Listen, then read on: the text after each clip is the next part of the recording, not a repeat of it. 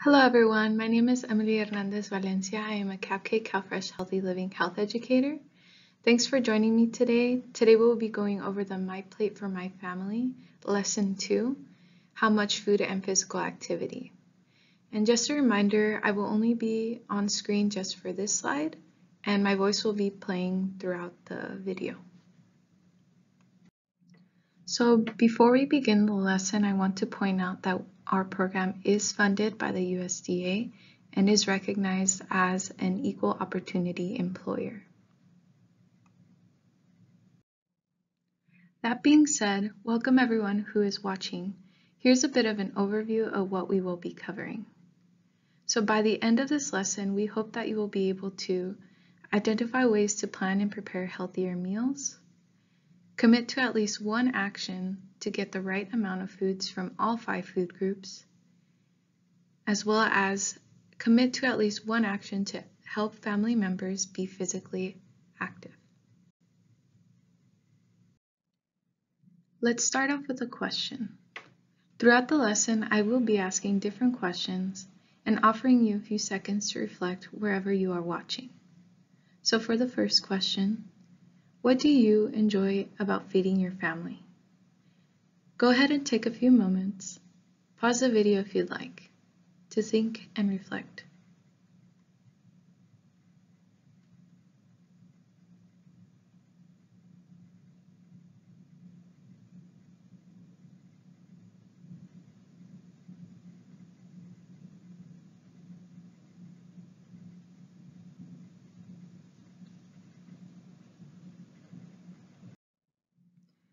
Finding quick and low-cost foods is important for many families.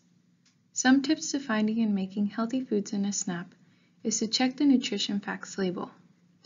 The labels include nutrition information for a 2,000 calorie diet.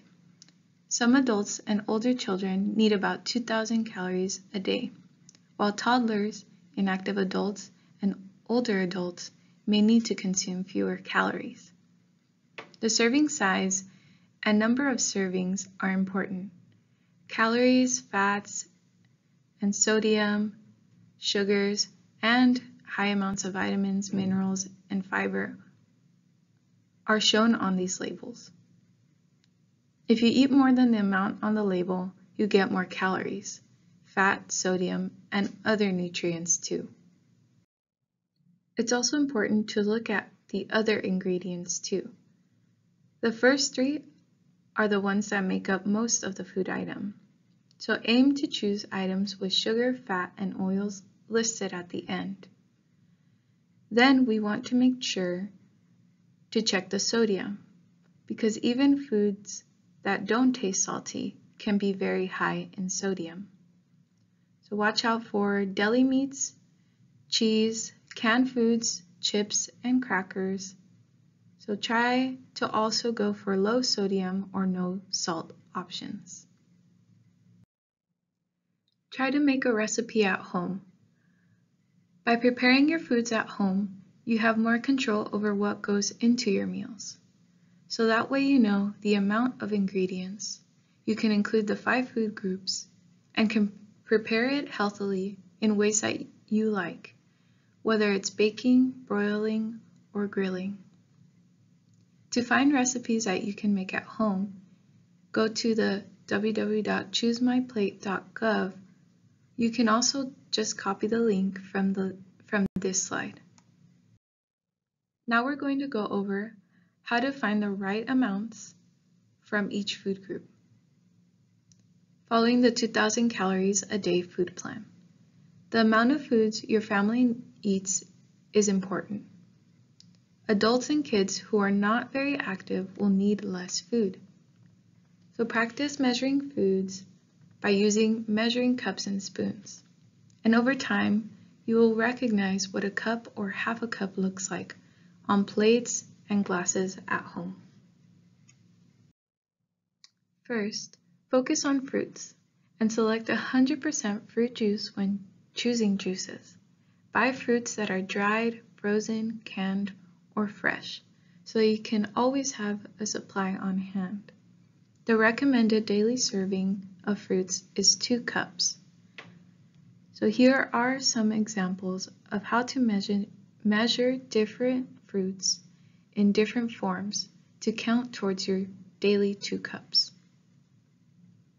So we have 1 large banana, half a cup of raisins, and 1 cup of 100% orange juice. This can all count towards your daily recommended 2 cups. Next, we have vegetables. Eat a variety of vegetables and add them to mixed dishes like casserole, sandwiches, and wraps. The recommended daily serving is 2.5 cups. So eat vegetables that are fresh, frozen, and canned count too. Try to look for reduced sodium or no salt on those vegetables that do have nutrition labels. And some examples we have here are 2 cups of raw spinach, 1 large bell pepper, and 1 cup of baby carrots can count towards your recommended daily 2.5 cups. Now we have grains. The recommended daily is at least 6 ounces. Always try to choose whole grain versions of common foods such as bread, pasta, and tortillas. Not sure if it's whole grain? Check the ingredients list for the words whole or whole grain. Here are some examples of grains that could count towards your recommended daily serving. So we have 1 slice of whole wheat bread, half a cup of oatmeal, 1 small whole wheat tortilla, and half a cup of brown rice. All these can count towards your 6 ounces recommended serving. Then we have dairy. The recommended daily serving is at least 3 cups. Try to choose low-fat 1% or fat-free skim dairy. You get the same amount of calcium and other nutrients just like you get with whole milk, but with less saturated fat and calories. And if you're lactose intolerant, you can try lactose-free milk or even a fortified soy beverage to get your daily dairy serving. Here are some examples of how to visualize your daily dairy servings. So we have 1 cup of milk, 2 ounces of cheese, or even 1 cup of yogurt to count towards your dairy servings. And finally, protein. It's important to eat a variety of protein foods such as beans, soy, seafood, lean meats, poultry, and unsalted nuts and seeds. Select seafood at least twice a week. Choose lean cuts of meat and ground beef that is at least 93% lean. So it's recommended to eat 5.5 ounces daily of protein. And some examples we have here are 1 ounce of tuna fish, 1/4 of a cup of beans, 1 tablespoon of peanut butter, and 1 egg. All these are just examples of how you can eat your recommended daily 5.5 ounces of protein. Now for our next question. How do you choose foods for you and your family? Like I mentioned before, I'll offer you a few moments to reflect on this question.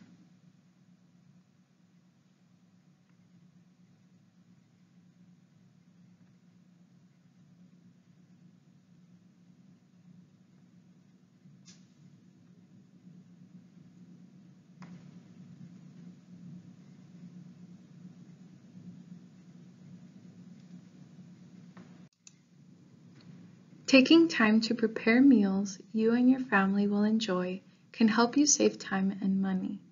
And like we mentioned before, It helps to look for recipes that have fewer ingredients and list the nutrition information. So focus on buying healthy choices from each food group that can stretch your food dollars so it's easier to provide healthy meals for yourself and for your family. Need a new recipe to try? Here's an idea for a pan-roasted tilapia with tomatillo salsa. It only takes 40 minutes to prep and cook. It makes 3 to 4 ounce servings and mixes all the different 5 food groups. Let's break it down to the ingredients. This recipe calls for 1 pound of tomatillos, half a cup of yellow or red onion finely chopped, 2 serrano or other chilies finely chopped, 3 garlic cloves minced, 3 teaspoons of vegetable oil, 1/4 of a teaspoon of salt, 1 tablespoon of fresh lime juice, which is about half a lime, 1/4 of chopped fresh cilantro leaves, and 4 tilapia fillets patted dry with a paper towel. You can also use any other inexpensive white fish for this recipe. This recipe is great because it incorporates your proteins, veggies, and if served with whole grain rice on the side as pictured, would help to fulfill your servings for grains as well. And like we mentioned before, the benefits of cooking at home gives you the power to measure each ingredient, know the amounts you add to the meal, all while preparing it with flavoring and seasonings you and your family like. And why stop there? Don't be afraid to add a side of fruit or dairy as dessert to help count towards your daily dairy and fruit servings. And to find more recipes like this, you can visit the www.choosemyplate.gov. Now I'm going to talk about how you can watch your fats, sugar, and sodium. So let's get into it. When out buying foods, it is important for us to always compare solid fats, added sugars, and sodium, also known as salt. We can do this by checking the nutrition labels. Look for lower numbers in the items that you buy. Look out for the bold letters that list the amounts of fats, sugars, and sodium.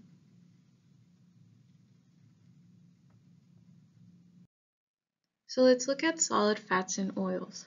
Some fats are better than others, but the key is to eat the right types of fats and oils in the right amounts. Limiting solid fats like butter, lard, margarine, and even fats found on meats is important to do as well. Oils are often found better than solid fats. So some examples are olive oil, corn oil, soybean oil, and even oils that are found in nuts, seeds, and fish.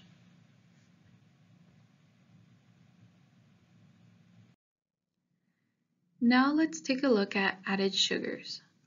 When looking at our sugar intake, we want to be careful because sugars add calories.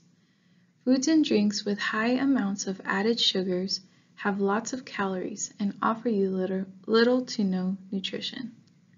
What we want are more nutrients and not added sugars. So try to limit these added sugars and instead try to add sweetness to your diet with fruits and veggies prepared in different ways. So here are some images of added sugars you should limit, as well as some healthy alternatives that you can try.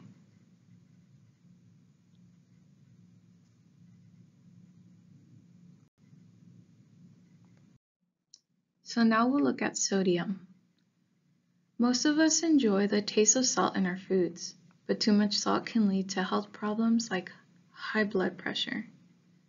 Many packaged foods that we eat tend to be high in sodium, so make sure you look out for those nutrition labels next time you are at the store.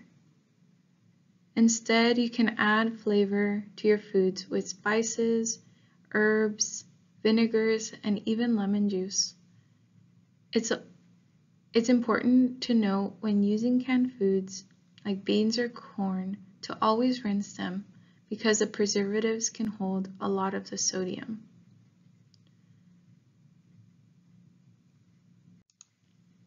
Some more tips to lower your fats, sugars, and sodium is to think twice about your favorite foods.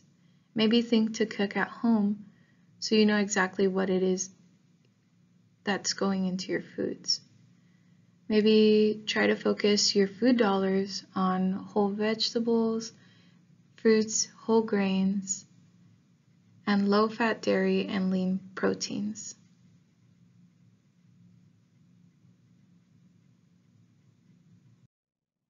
And now our next question.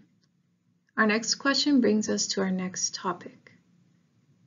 How do you and your family stay physically active? I'll give you a few seconds to reflect on your answers.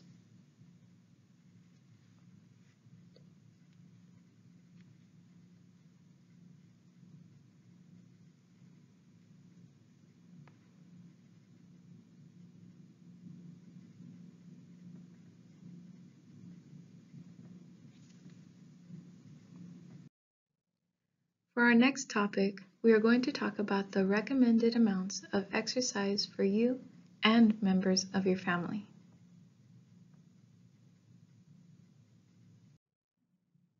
It's recommended that children ages 2 to 5 play actively throughout the day. This is important because movement is vital for their growth and development, while kids 6 and older need at least 60 minutes of physical activity every day. It's important to encourage kids to stay active and play outdoors. Look for ways that you can move with them as well, whether it be dancing, walking, and even doing yard work. And as for adults, they would need at least 2.5 hours of moderate intensity exercise per week. If you're not used to being active, remember to move at your own pace and slowly add time and intensity as you get stronger. A tool you can use to help build and support your new healthy habits is the USDA's Food and Physical Activity Checklist. You can find this checklist on the ChooseMyPlate.gov website. Read it for ideas on how you can commit to one action to get the recommended amounts of foods during the coming weeks by highlighting or circling items on the handout.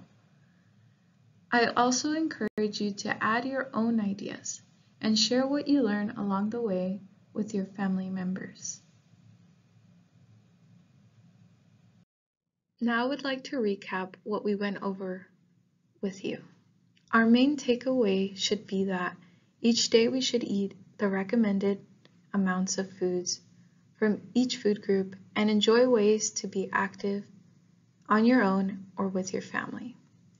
So here we have a parting question that you can reflect over throughout the week. So what actions can you take to eat the recommended amounts of foods and be active? So take a few moments again to reflect on your own as well as reflect throughout the week.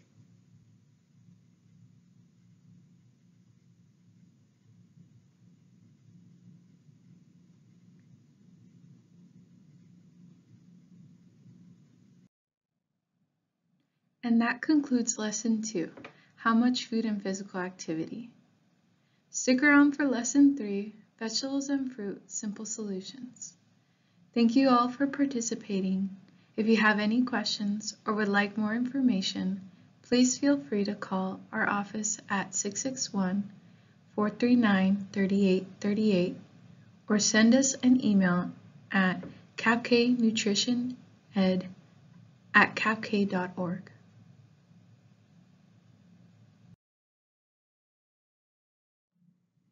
And here are our website links if you would want to learn more about our services at CapK CalFresh Healthy Living. Listed on this slide are our web page, Facebook, as well as the MyPlate website for more resources on the topics that we covered in this lesson. And that concludes this video. Thanks again for watching, and we'll see you next time.